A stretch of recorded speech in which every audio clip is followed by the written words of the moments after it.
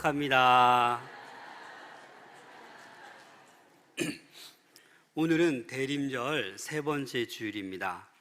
오늘 성탄목 마저 다 설명할게요. 뭐 남았죠? 네, 성탄목 빵. 빵이 뭘 의미하겠습니까?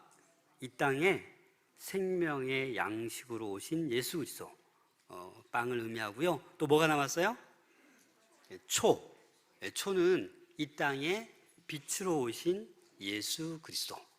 성탄목에 장미, 사과, 빵, 촛불, 그런 의미가 있다는 걸 여러분들 기억하시길 바랍니다.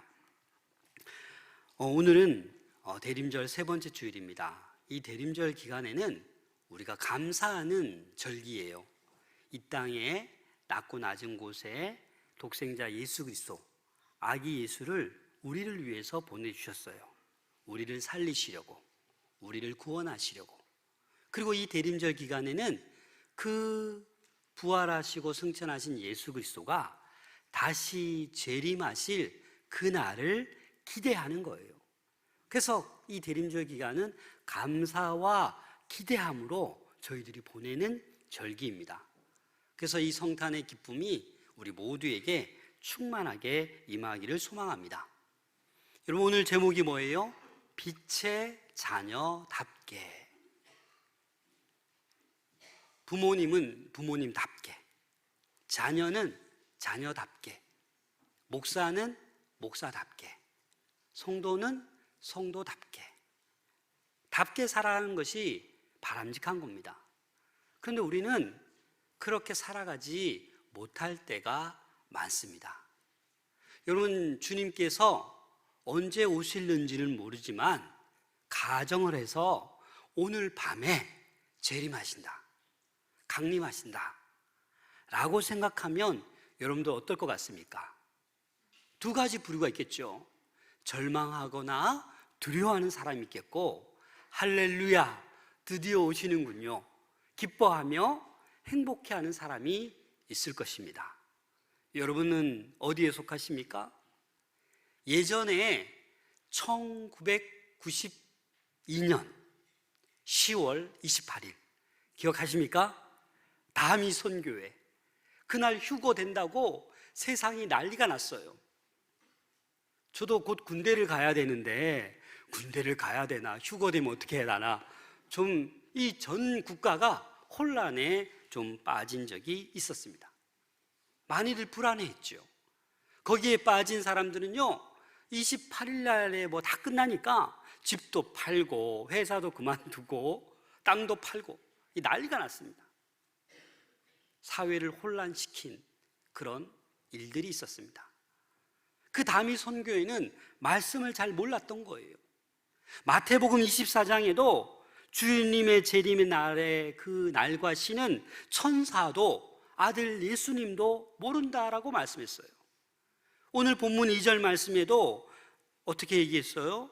도둑같이 임한다라고 말씀하고 있습니다. 사랑하는 여러분, 우리 예수님께서 재림하실 때 어떻게 오신다고요? 도둑같이. 도둑이 오늘 너네 집 털 거다 예고하고 옵니까? 우리가 푹 자고 있는 동안에, 방심한 동안에 몰래 와서 물건을 훔쳐갑니다. 여러분, 어린아이들보다는 우리 모두는 죽음에 가까워져 있는 게 사실입니다. 왜냐하면 이 몸이 말을 안 들어요. 무릎도 좀 시리고 허리도 아파오고 뭐 이렇게 손볼 때가 많아요. 그렇죠? 그럼 어떻게 되는 겁니까? 이제 육신의 연수가 다 되어 간다라는 거예요. 그러나 여러분, 그 날과 그 시는 몰라요. 우리가 몇 년도, 몇 월, 며칠, 몇 시에 이 땅을 이별하고 주님 품에 안길지 아무도 모른다고요. 그러나 대충은 느껴져요. 아, 나도 멀지 않았구나. 그래서 성경에는 그 걸음이 한 걸음뿐이라고 말하고 있어요. 하나님과 우리 사이에는 한 걸음뿐이다. 10년, 50년 남았을 수도 있지만 그것은 한 걸음뿐이다라고 얘기하고 있는 거예요. 우리의 모든 신체 기관이 점점 갈수록 기능이 떨어집니다. 그러나 내가 언제 죽을는지는 아무도 몰라요. 주님께서 재림하실 때 그처럼 도둑같이 임한다라고 말씀하고 있는 것입니다. 여러분 3절 말씀을 한번 같이 읽어보겠습니다. 3절 말씀 시작. 그들이 평안하다 안전하다 할 그때에 임신한 여자에게 해산의 고통이 이름과 같이 멸망이 갑자기 그들에게 이르르니 결코 피하지 못하리라. 그들이 안전하다 평안하다, 이 말은 무슨 말입니까? 평안하다는 평화, 에이레네, 안전하다, 아스팔레이아, 이 단어는 아스팔트가 여기에서 유래된 거예요. 아스팔트 깔면 얼마나 견고하고 단단합니까? 그처럼 우리가 견고하고 안전한 상태다, 멸망의 날이 다가오지 않았다, 그 얘기를 하고 있는 거예요. 사실 구약의 거짓 선지자들이 어떻게 했습니까? 하나님께서 곧 바벨론을 통해서 멸망한다 했지만 이 거짓 선지자들은 아니다, 평안하다, 안전하다, 멸망이 멀었다, 이렇게 얘기했어요. 그래서 오늘 본문 말씀에 임신한 여자에게 해산의 고통이 이름같이 멸망이 갑자기 그들에게 이른다. 이 말이 무슨 말이냐? 요즘은 여러분 임신하면 정확합니다. 병원 가면 임신 5주네요. 몇 월, 며칠 날 출산 예정일을 알려줘요. 맞죠? 그런데 이 당시는 그렇지 않는 거예요. 아기를 가졌는지 한참 지나서 배가 불러오면 알고, 언제 출산할지 이 당시 사람들은 모르는 거예요. 그처럼 어떻게 한다고요? 주의 재림이 도둑같이 임한다라는 거예요. 그리고 그날은 결코 피하지 못한다라고 말씀하고 있습니다. 그래서 우리는 재림이 언제인지 모르기 때문에 항상 서둘러서 준비하는 것이 좋다라는 거예요. 오늘 이 데살로니가 교회 성도들은 왜 이렇게 잘 알고 있는 것입니까? 오늘 1절, 2절 말씀 같이 읽어보겠습니다. 1절, 2절 시작. 형제들아, 때와 시기에 관하여는 너희에게 쓸 것이 없음은 주의 날이 밤에 도둑같이 이를 줄을 너희 자신이 자세히 알기 때문이라. 사도행전 17장에 보면 바울이 데살로니가 교회의 성도들에게 3주 동안 가르쳤다고 얘기했어요. 이 데살로니가 교회 이 편지를 봐도 뭘 가르쳤습니까? 종말에 대해서, 주의 재림에 대해서 가르친 거예요. 그래서 너희가 더 이상 가르칠 게 없다, 다 알고 있지 않느냐, 그렇게 얘기하고 있는 거예요. 주님께서 어떻게 임하신다? 도둑같이 임하신다. 그런데 4절에 보면 다른 말씀이 나옵니다. 4절 말씀 보시면 형제들아, 너희는 어둠에 있지 아니하매 그 날이 도둑같이 너에게 임하지 못하리라. 이해가 되십니까? 도둑같이 임한다고 했는데 왜 4절에서는 도둑같이 너에게 임하지 못하리라 라고 말씀하고 있는 것입니까? 왜 앞과 뒤가 다릅니까? 믿는 사람에게나 불신자에게나 주님은 도둑같이 임하십니다. 차이가 없어요. 믿는다고 해서 나는 언제 임할 줄 안다, 이 말이 아니에요. 믿거나 안 믿거나 주님의 재림은 도둑같이 우리 모두에게 임하십니다. 그러면 이 말이 무슨 의미일까요? 그날을 맞이하는, 도둑같이 임하는 그 예수 그리스도를 만나는 그 반응을 얘기하고 있는 것입니다. 마태복음 24장 30절에 보면 그때의 인자의 징조가 하늘에서 보이겠고 그때의 땅의 모든 족속들이 통곡하며 그들이 인자가 구름을 타고 능력과 큰 영광으로 오는 것을 보리라. 이렇게 주님이 도둑같이 임할 때 이렇게 두려움 속에, 절망 속에 통곡하는 자들이 있다라는 거예요. 한편으로는 하나님께서 택한 사람들은 어떻게 하는 겁니까?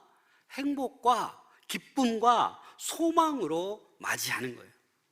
예를 들면 이런 것입니다. 여러분 혹시 집에 도둑이 든 적 있습니까? 오늘 집에 갔더니 여러분 혹시 도둑이 들어서 귀중품을 다 가져갔어요. 내가 제일 아끼는 보물. 또 도둑이 들면 그것만 가져갑니까? 온갖 서랍, 장롱 다 열고 막 흐트러지잖아요. 그죠? 그거 얼마나 두렵습니까? 속상하고 원통하고. 그거예요. 도둑같이 임하면 믿지 않는 자들에게는 이렇게 절망이요, 두려움이요, 슬픔인 거예요. 그런데 어느 도둑이 밤에 몰래 집에 싹 들어가서 이제 훔치려고 방문을 탁 여는데 불이 확 켜지는 거예요. 도둑님 반가워요, 환영합니다 하고 막 박수를 치는 거예요. 그러면 이게 있을 수 있습니까? 바로 4절 말씀은 그 얘기를 하는 거예요. 도둑같이 임하겠지만 선택된 재림을 소망하며 기다리는 자들에게는 어떻게 해요?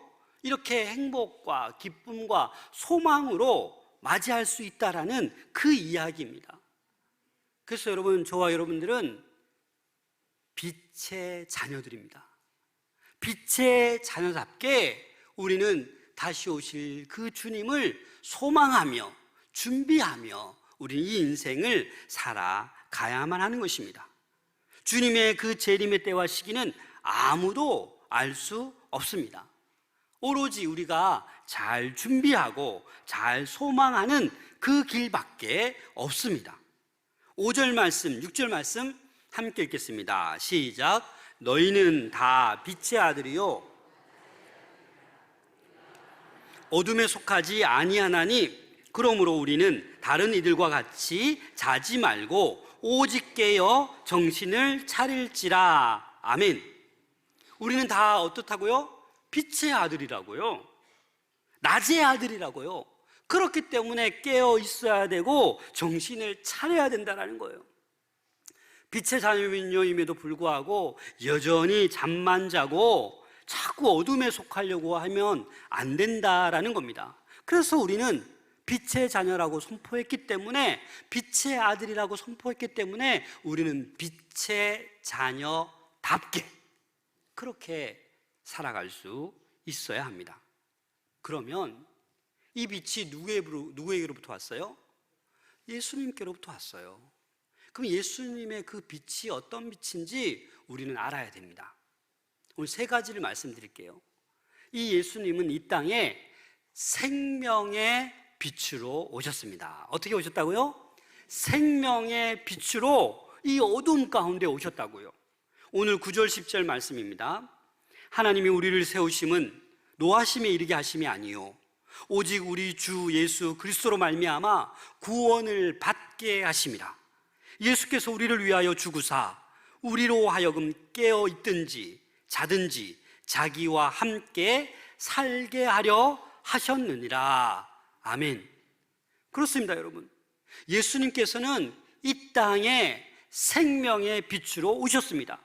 우리를 구원받게 하기 위해서, 우리를 살리게 하시기 위해서 이 땅에 오셨다라는 것입니다. 여러분, 우리가 보는 이 태양, 이 물리적인 빛도요, 어떻습니까? 생명을 살립니다. 태양빛이 있어야 식물이 광합성 작용을 해서 자라나요. 그 식물을 동물이 먹어야 동물도 자라나요. 그렇지 않습니까? 그래서 이 빛에는 생명이 있다라는 겁니다. 그래서 이 빛으로 말미암아 모든 만물은 생명을 얻게 되는 거예요. 빛이 없으면 지구는 파괴됩니다. 소멸돼요. 다 죽어요. 빛이 있기 때문에 생명이 있는 거예요. 그런데 우리는 동물과 식물과 다른 점이 있어요. 우리에게는 영혼이 있어요. 영혼이. 그래서 이 영적인 생명, 영적인 빛이 우리에게는 비춰졌습니다. 그런데 이 아담이 죄를 범함으로 말미암아 우리가 이 영적인 빛을 소멸했어요. 몸은 이렇게 잘 살고 잘 자라고 예쁘고 잘생겼지만 영적인 빛이 소멸됐기 때문에, 죄 때문에 우리는 죽을 수밖에 없었어요. 살아있는 것 같지만 죽은 존재예요. 그래서 이 땅에 예수 그리스도가 생명의 빛으로 오셔서 우리가 그 생명의 영적인 빛을 받았기 때문에 우리가 어떻게 하고 있는 거예요? 살아가고 있는 거예요. 육신으로만 살아가는 것이 아니라 영적으로 우리가 살아가고 있는 것입니다. 요한복음 8장 12절입니다. 함께 읽겠습니다. 시작. 예수께서 또 말씀하여 이르시되 나는 세상의 빛이니 나를 따르는 자는 어둠에 다니지 아니하고 생명의 빛을 얻으리라. 그렇습니다. 세상의 빛이신 예수 그리스도, 그 예수 그리스도를 따르는 자만이 어둠에 있는 자가 아니요 생명의 빛에 거하는 자라는 것입니다. 여러분, 이 따른다라는 것은요 믿고 의지한다라는 거예요. 여러분, 아무나 따라갑니까? 내가 믿으니까, 내가 의지하니까 순종하는 거 아니에요? 여러분, 믿지 않으면 어떻게 예수 그리스도를 따라가겠습니까? 예수 그리스도를 의지하고 믿기 때문에 여러분들 이 예배의 자리로 나오신 것 아니겠습니까? 그래서 우리는 예수 그리스도를 믿음으로 영생을 얻는 거예요. 영원한 생명을 얻는 거예요. 사망에서 생명으로 우리는 구원받은 사람으로 살아가는 거예요. 이 영생을 이 세상 살아가는 동안에도 맛볼 수 있지만 궁극적으로 우리는 천국에 들어가는 것입니다. 그 천국은 생명의 빛으로만 가득한 곳이에요. 그래서 요한계시록 21장 23절에 천국을 이렇게 말씀합니다. 그 성은 해나 달의 비침이 쓸데없으니 이는 하나님의 영광이 비치고 어린 양이 그 등불이 되심이라. 이해가 되십니까? 저 천국에는 이 해가 필요 없어요. 태양이 필요 없어요. 왜? 어린 양 예수님이 빛이 되시고 등불이 되신 거예요. 그래서 우리가 머지않아 갈 저 하늘나라, 저 천국에는 이 전기가 없어요. 이 형광불, 이런 불이 필요 없어요. 왜? 예수 그리스도, 빛 대신 우리 주님이 함께 하시기 때문입니다. 그래서 우리는 예수 그리스도를 잘 믿으면 육신의 조건이 아무리 열악해도 우리는 기뻐할 수 있는 거예요. 아무리 억울해도, 아무리 비방을 받아도 우리가 예수 그리스도 안에 이 생명의 빛으로 가득 차면 우리는 기뻐할 수 있는 것입니다. 빌립보서 4장 4절 함께 읽겠습니다. 시작. 주 안에서 항상 기뻐하라. 내가 다시 말하노니 기뻐하라. 여러분, 바울이 지금 어디에 있으면서 이 말을 했어요? 깊은 감옥 속에서. 여러분, 지금 매 맞고 차고에 차여 있고 쇠사슬에 묶여 있고 지금 울어도 시원찮은데 어떻게 항상 기뻐하라, 내가 다시 말하노니 기뻐하라 말할 수 있는 것입니까? 바울에게는 생명의 빛으로 가득 차 있는 거예요. 그래서 상황이 제일 안 좋은 상황일지라도 기뻐할 줄 아는 것입니다. 이게 빛의 자녀답게 살아가는 것입니다. 여러분, 세상 사람들하고 똑같이 살아가지 마시고 좀 힘든 일이 있어도, 억울한 일이 있어도 작은 믿음으로 그럼에도 불구하고 감사할 수 있기를 소망합니다. 그런 가정이 복된 가정이에요. 그런 교회가 행복한 교회예요. 조금만 힘들다고 서로 원망하고 다투고 싸우면 그 어찌 은혜가 되겠습니까? 서로 이 생명의 빛을 받은 이 성도들이 하나 되어 정말 서로 기뻐하고 그렇게 행복하게 살아가야 할 것입니다. 또 우리 예수님이 이 땅에 희망의 빛으로 오셨습니다. 8절 말씀 같이 읽겠습니다. 시작. 우리는 낮에 속하였으니 정신을 차리고 믿음과 사랑의 호심경을 붙이고 구원의 소망의 투구를 쓰자. 믿음과 사랑에 뭐를 붙이고? 호심경. 이 호심경은 이 전쟁 시에 가슴을 보호하기 위해 갑옷을 입는데 그 갑옷의 가슴에 대는 구리 조각이 호심경입니다. 보호하기 위해서. 그리고 또 뭘 써요? 구원의 소망의 투구를 쓴다. 이 투구는 가장 중요해요. 머리를 보호할 수 있는. 그래서 구원에 대한 소망, 희망, 그것이 절대적으로 필요하다라는 것입니다. 예수님은 이 땅에 희망의 빛으로 오셨습니다. 소망의 빛으로 오셨습니다. 그래서 우리는 구원의 소망, 천국을 소망하며 그 예수 그리스도로 말미암아 믿음과 소망과 사랑으로 우리는 살아가야 하는 것입니다. 11절 말씀 함께 읽겠습니다. 그러므로 피차 권면하고 서로 덕을 세우기를 너희가 하는 것 같이 하라. 여러분들 가운데 혹시나 근심과 걱정으로 가득 차 있으신 분 있습니까?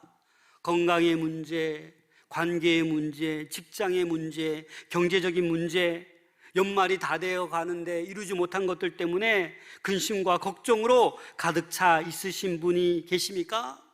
예수 그리스도의 희망의 빛이 여러분들 가운데 비춰지기를 소망합니다. 그러면 서로 권면하는 거예요. 이 권면하다라는 파라칼레오라는 단어는 서로 격려하고 서로 위로한다라는 거예요. 서로 덕을 세운다라는 거예요.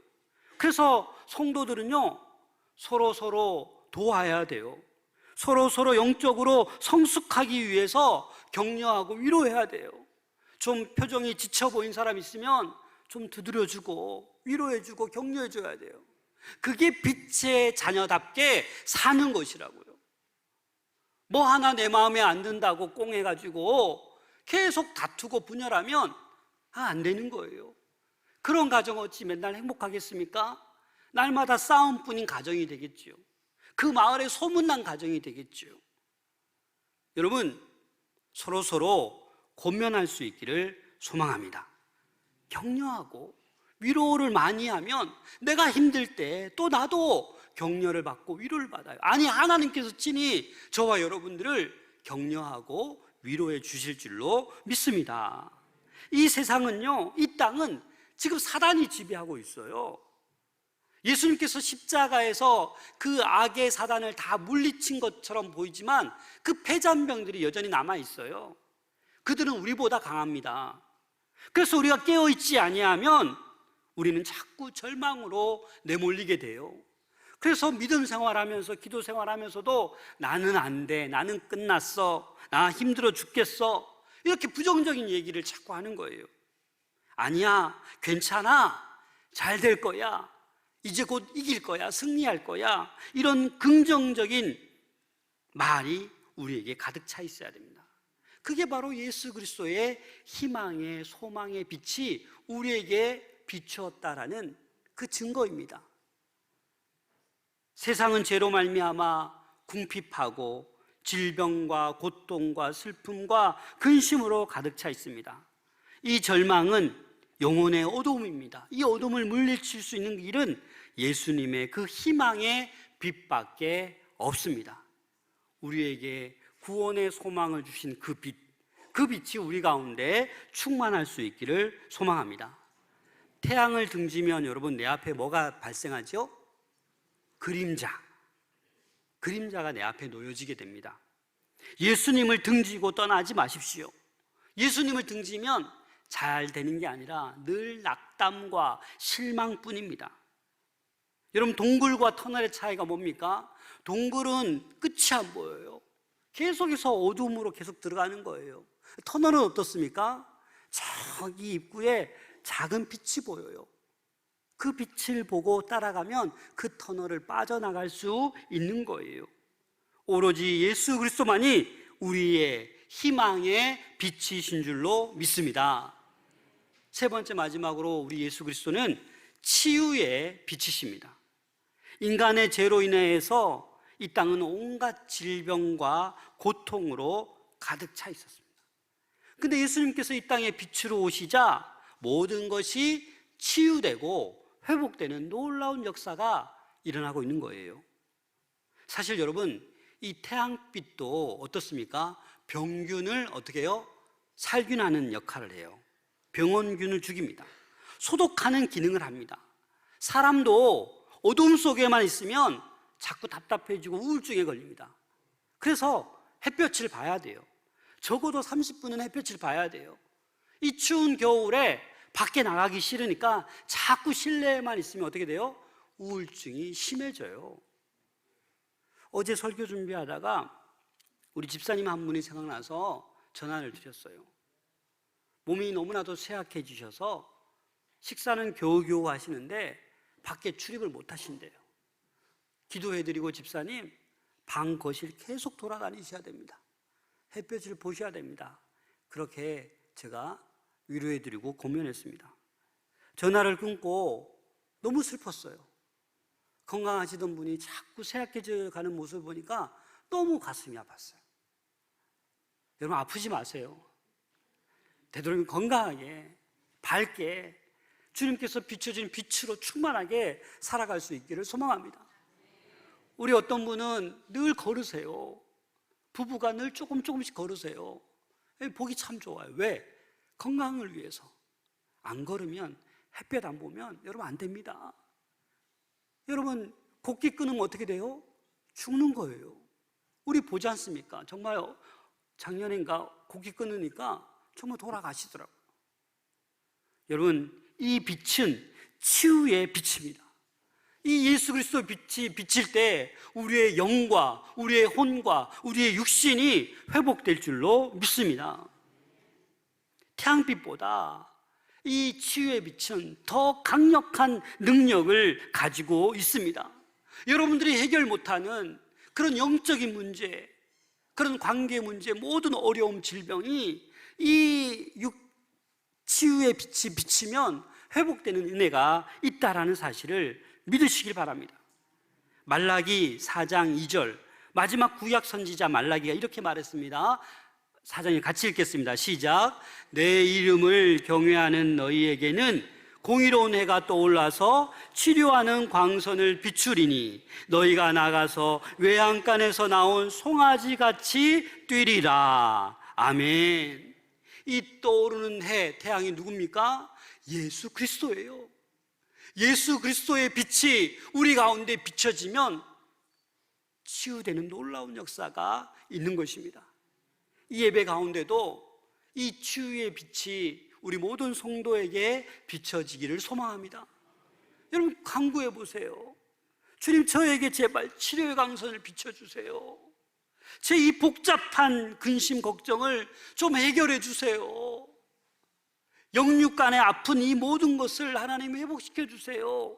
간절히 한번 기도해 보세요. 그 놀라운 기적과 은혜가 나에게 이루어질 줄로 믿습니다.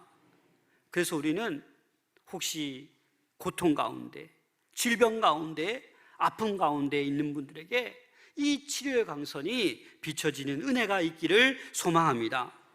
에베소서 5장 8절입니다. 함께 읽겠습니다. 너희가 전에는 어둠이더니 이제는 주 안에서 빛이라. 빛의 자녀들처럼 행하라.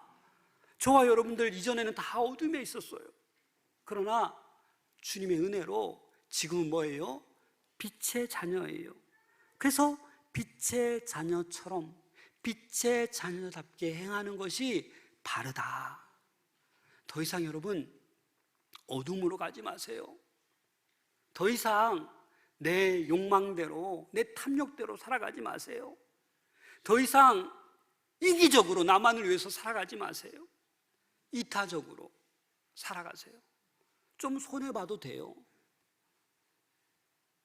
좀 억울해도 돼요. 그게 바로 우리가 걸어가야 될 믿음의 길인 것입니다. 마태복음 5장 16절입니다. 함께 읽겠습니다. 시작. 이같이 너희 빛이 사람 앞에 비치게 하여 그들로 너희 착한 행실을 보고 하늘에 계신 너희 아버지께 영광을 돌리게 하라. 어느 설문조사를 보니까 비개신 교인들이 한국 교회를 얼마나 신뢰하는가 살펴봤더니 몇 프로인지 아십니까? 9%예요. 9%. 예수 믿는 성도들은 70%. 다시 말해서 교회 다니지 않는 세상 사람들 가운데 10명 중에 1명, 나머지 9명은 다 신뢰하지 못한다. 왜 그렇습니까? 교회 가면 날 싸우고 부정직하고 들려지는 소문이 자꾸 그러니까 신뢰를 못 얻는 거예요. 교회가 늘 지역사회를 위해 애쓰고 늘 성도들이 밝고 있는 직장에서, 있는 마을에서, 있는 아파트에서 어느 곳에서나 늘 돕고 선한 일을 행하면 그 아름다운 예수 그리스도의 빛을 비추게 되면 얼마나 우리 교회를 신뢰하겠습니까? 이번 다가오는 목요일 21일 오후 2시에 성탄 소망 박스를 이제 나누고자 합니다. 저희가 지금 3년째 하고 있어요. 그렇죠? 그래서 지역 주민들, 관공서에 수고하는 분들, 좀 어려운 분들, 또 아픈 분들, 그런 분들에게 우리가 메리 크리스마스하고 그냥 그 박스 안에 10,000원 상당의 물품이 있어요. 그렇죠? 그냥 전해주는 거예요. 그냥 받았을 때 고마워하지 않겠습니까? 우리는 기도하는 마음으로 이 박스 안에 예수 그리스도의 사랑을 담아서 전하는 거예요. 그렇죠? 그래서 그 놀라운 빛이 세상에 비춰질 때 하나님이 기뻐하시고 우리의 착한 작은 행실이 전해지게 될 줄로 믿습니다. 그래서 저는 우리 모든 성도가, 우리 모든 다음 세대 자녀가 이 바쁜 세상에, 어두운 세상에 이 작은 소망 박스를 하나하나 준비하기를 원했던 거예요. 혹시나 동참하지 못하신 분들은 이제 거의 끝났으니까 내년에 하십시오. 내년에. 우리가 작은 10,000원이지만 이 10,000원의 상자가 정말 우리의 사랑이 여러 믿지 않는 모든 분들에게 전해지는 은혜가 있을 수 있도록. 그래서 저작년에는 어떤 학원 원장님이 이거 뭐예요? 봤더니 너무 미안하고 고마워서 우리 사무실로 전화를 하셨어요. 왜 전화하셨냐면 계좌번호 불러달라고. 너무 은혜 받고 너무 고마워서 이런 세상 가운데 이렇게 거저주는 분도 있구나. 그래서 30만 원 입금해 주셨어요. 30배 우리가 은혜 받았어요. 여러분, 작은 행실, 착한 행실 비추셔야 합니다. 왜냐하면 예수 그리스도가 우리에게 생명의 빛으로, 희망의 빛으로, 치유의 빛으로 오셨기 때문에 우리도 빛의 자녀답게 그렇게 살아가는 우리 모든 성도님들 될 수 있기를 소망합니다. 기도하겠습니다.